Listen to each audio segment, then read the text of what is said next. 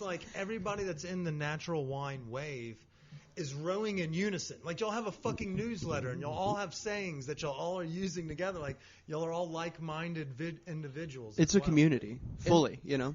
And you know what? I'm loving being in a part of it. Just this summer alone, I've enjoyed hanging out with all of these brands. It's an awakening. Yeah, and I was also thinking about, like, you know, just as this natural wine kind of movement comes into Denver and it gets bigger and gains more momentum, I kind of think that lends itself to, like, the adventurous spirit of people here in Denver. And, like, also, like, this previous beer scene, you know, like, people have been doing wild and funky sour beers. So, like, if you're into trying that shit, like, why would you not go for some natty wines? Exactly. Set the stage, absolutely. Yeah. Yeah. Okay. Like, I think we're at a snowball point. Yeah, and also, picking up even more. It's great that a lot of people, you know, of course, I love calling, you know, funky and things like, and because some, like, we drank some wines today and that were pretty funky, you know, that someone sent us, and then we drank some in the same order that were really straight and clean and just kind of classic, typical to the region where that grape comes from. So what natural wine could be is just, it's not just like these crazy wines that are kombucha driven or sour beer, harkening back to those types of flavor profiles. I just think there's so many different things happening. So if you like normal wine, you're gonna like natural wine. And normal wine meaning, you know, it's like, it's the same, goes hand in hand. So where do you guys get most of the natural let's wine talk a little bit about how y'all, I mean, obviously it sounds like y'all get wine sent to y'all like I get weed sent to me. But that's the question I have is, do y'all have, like, is there like a table of contents where y'all like, let's go see what this list of natural producers are doing and sample and see if they want to partner? Let's go through the navigation of finding some of these companies y'all work with, because I want to shout out Swick and Subject to Change and some of those ones y'all have put me on this summer that I've absolutely fallen in love with. Yeah, so it's a pretty kind of clear-cut tiered system that we work with here in this country. Clear cut, and is kind of unique.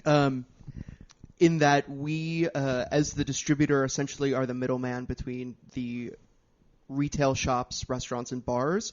And then on the other side, we have our suppliers, which is kind of what you're referring to. We work with domestic producers that we're able to bring in directly to Colorado from California, Oregon, etc. And then we work with importers who, on their end, are licensed to bring wines into the United States from other countries. So most of their wine ends up in New York in terms of what we work with, and then we get it shipped from there to here, and then we sell it to the restaurants, etc. All right, so I have a lot of questions to start with. Yeah. All right. First question, we know that the old world is, you know, it's natural wine based authentically. Mm-hmm. But we've seen, an emergence with some of the wacky, but also some of traditional flavored natural wines in America. Which ones are y'all playing on the most right now? I think it's always a healthy mix for us, and I think that's part of, just to kind of go back to what we were saying before, in terms of this being a community, it's a community where everyone is welcome, and as part of that, we do have some of the more off-the-beaten-path kind of wines. Some of the stuff we're drinking today might fall into that category because people love that. And then we have other things that are, like Benny mentioned, clean and kind of more traditional because other people like that too. So I think here, especially... There's a place for both. There's a place for both. I think it's almost seasonal. Did I just kill myself? It's almost seasonal, I feel like. Because, like, right now, these chillable reds that it's 100% seasonal. So then the bigger reds are going to come in towards the winter, but there's always going to be something like, you know, there's going to be seasons to it. But still, it's like that's our job, is to see these trends and be part of it and listen to our customers, like all the restaurants and bars, and see what they want, but also to push the margin. Hey, the wines that we bring in were never in the state before. That's what I was about to So that's ask. like, you know, like you are with restaurants. You always, like, and other things, you know, when you love something, you want to know what's going on. And our job is to literally bridge the gap and be like, yo, there's some dope shit coming from fucking Poland, and my friend said it's dope. Let's see if I can get some, blah, blah, blah. And then if you like it and you think that people are going to like it, that's what you do. So we're like part of a beautiful process on a quest to make the state just more diverse. You know, that's really what it is. We're not trying to change. Well, Yeah, we're trying to change shit. Yeah, I mean, y'all are members of this society that are blazing a trail, not only in the West, but also in like the West of Colorado, but America as well, because it is new to us. A lot of new markets. There's a lot of new markets. But y'all are happening getting around the one-off? country, yeah. Are these all like one-off, like small little operations? Or because y'all aren't playing with like Well, your, look, your take- Camus or your Silver Oak. Take this No, for yeah. example. Yeah. Take this for example. This is Amunini, who's an importer that we work with. Say What? that. Hold on, I'm going to get this video again so I can All read right. it. All right, ready? Go. So this is Amunini Vini, who's the importer, right? And then the winemaker is called Contravento. This is from Abruzzo. This is one of his clients. He's winemakers he works with. So now we just got all these samples, and we decide which ones we want to bring in and the amounts. So it's a beautiful thing. It could be a little scary, but there's a lot. All the wines are great. We can bring in all of them, or you can bring in some. It's quite a process, but that's kind of what it's like to bring wine in and try to change the landscape. So, I mean, y'all have had it's almost like a listening party. If anybody remembers the old TV show with when Hollywood with Juicy J, when he had people come over and had snacks and drinks and they listened to music. Are y'all kind of doing the same thing, like catching a vibe with like friends, going to Aloha Beach and be like, what do y'all think of this before? Or is it y'all three that are like, fuck it, we have to make a decision if this thing parties or not? Yeah, I think it's a combination of both. I mean, we were just having this conversation yesterday about inviting people to taste some of these wines with us today, just to get some more opinions. And I think the more people that you bring in, the more perspectives you have, the better informed your decision is going to be. But I would say at the end of the day, there's just so many factors that go into making those decisions in terms of what we already have in the book. Again, what time of year it is. Like, we're not really bringing in rosés in December and things like that. So it's a little bit of both. The dog just farted, and I heard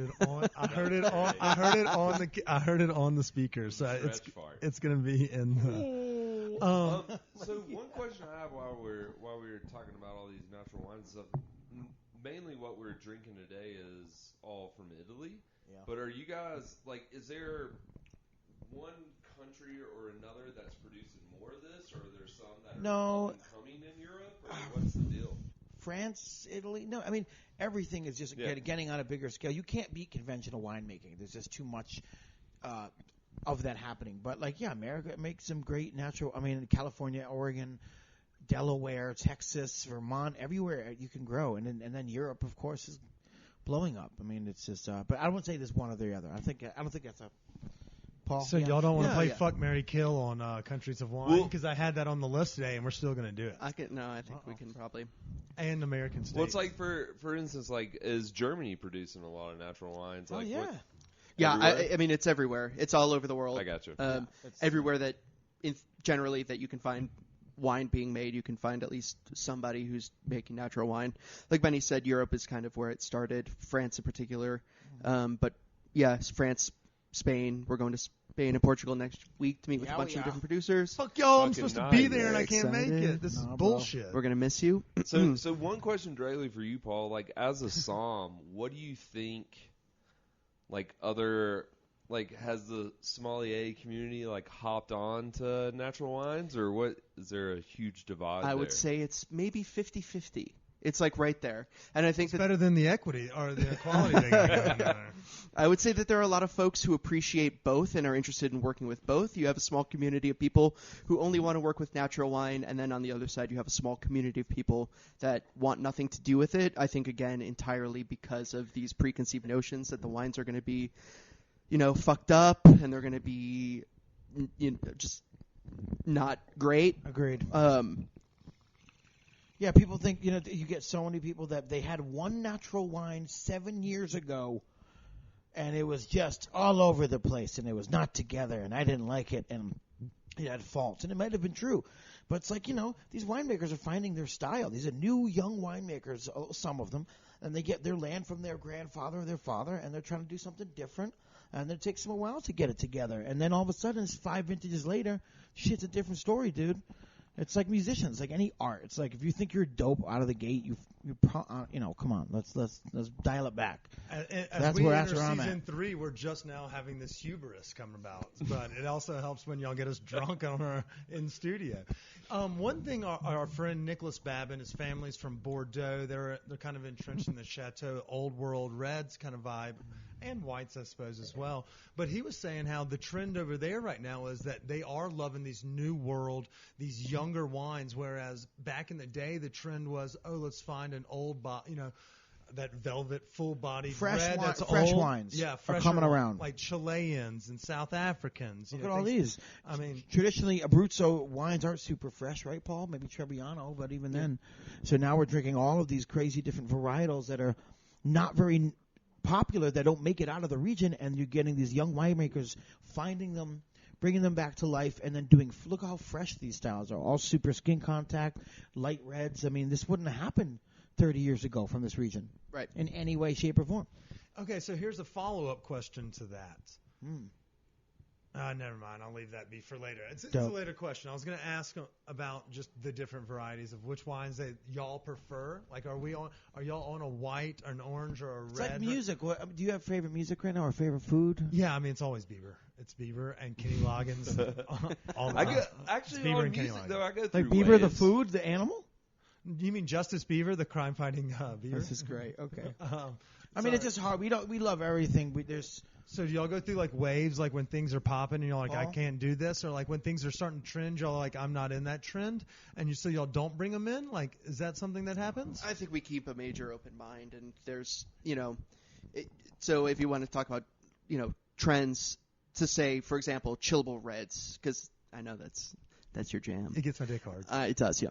Half chub. I'm at 3/4 chub right now, but Chaco dropped it down with the fart. The stretch fart threw me back. You can't. It's hard to keep it. I mean, the nose on the wine was delicious, but Chaco just tainted the room. Yeah. All right. That'll happen. Great. There's always something in every category that we're going to find that we're going to enjoy and that we're going to want to bring in and share with other people. But I would say it's like a day-to-day thing. It depends on the weather and what we're going to be eating and what kind of mood we're in, and if we're hungover or if we're not, or if it's a good day or it's a bad day. And there's so many different. What's a good day wine? Just for our listeners at home. Daytime wine? No, he said it's a good day, a bad day. I think something like this is a good day wine. We're drinking a very light, direct press rosé of Montepulciano called Anda Anomala from Contravento. And that's the good I think it's a good day wine wine because it's bright and it's fresh and it's alive and it's delicious and you just feel good when you drink it. It lifts you up. What It about probably goes with damn near everything, too. What happens if you had like a shitty day? You either got fired, your girlfriend cheated on you, something bad.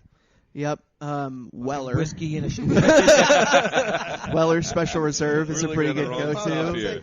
Whiskey and beer. Yeah. Dixie. Yeah, that's fair. No, I get that. I just was curious because I didn't know about that because wine does pair with everything. So that is a great call. Benny, I have a question that I now remember. You speak very intelligently about wine, especially for someone that I didn't think you'd be the business aspect. How did you find yourself so entrenched? Like, I mean, you can have one glass of wine, but you're speaking about grapes and varietals. Y'all are flying to Portugal. Yeah. How'd you have fully immersed yourself in this culture? I own a company, man. Did you read? Is there a book? Like, we have a wine folly over here, but that's Madeline Puckett. Yeah. But she makes it really easy for a lot of people to. I loved her tasting wheels and certain things, and I just read a lot, and I could definitely read a lot more. And when I was going to open this company, me and Zoidus, before I met Paul, it's like, I'm not a sommelier. I better have some shit together if I'm going to talk to some of the biggest sommeliers in the country.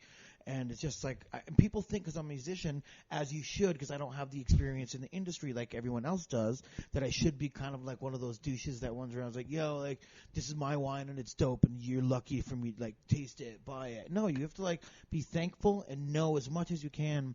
Like, try. About, try. You better do. Otherwise, they're not going to buy wine from you, and nor should they. If you come in there with like, you don't know shit, get out. You know what I mean? Yeah. You got to have some respect for the game. There is a test. At the same time, Benny, you're talking about like entertainment. You haven't been in the hospitality business per se, but the entertainment business is just like It's another leg. hospitality. It's another leg of it. You're right. But you see like folks like LeBron and C.J. McCollum and these big name athletes and other musicians may be in that boat. But like wine is becoming a more regularly and popular thing amongst bigger names. So I just wasn't sure if you kind of like went at it like dummies for wine, because that's kind of where I need to start, because I'm learning from Chris and secondhand from our guests. And so I'm